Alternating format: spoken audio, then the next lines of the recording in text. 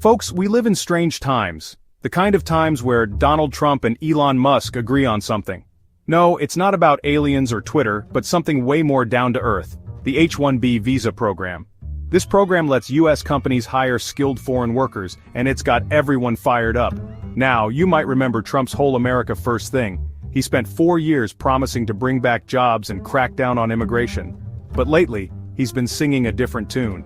Seems like the Donald's a fan of the H-1B, even admitting he's used it himself.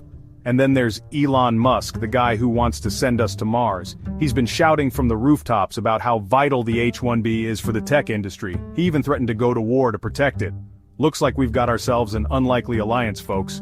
This whole thing kicked off when Trump decided to hire Sriram Krishnan, an Indian-American venture capitalist, as his AI advisor. The far right went ballistic, accusing Krishnan of being an India-first guy. Musk jumped to his defense, and suddenly the H-1B was at the center of a political firestorm.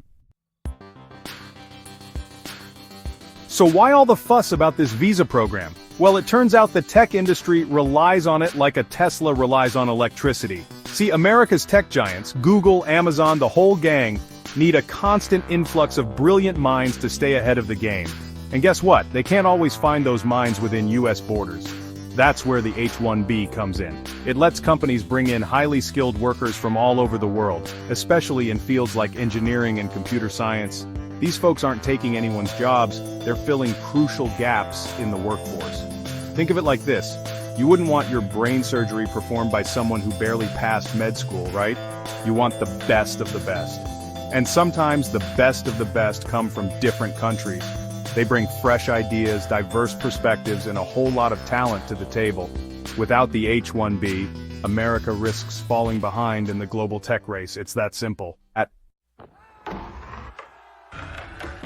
Now, before you think everyone's on board with this H-1B love fest, let's talk about the elephant in the room, the backlash. Remember those far-right folks who lost their minds over Trump's AI advisor? They're not alone. There's a whole chorus of voices out there claiming the H-1B is nothing but a job-stealing machine. They argue that companies use it to hire cheaper foreign workers instead of good old American folks. And let's be honest, there have been instances of companies abusing the system. Then there's the whole, they're taking our jobs argument, which is as old as time itself.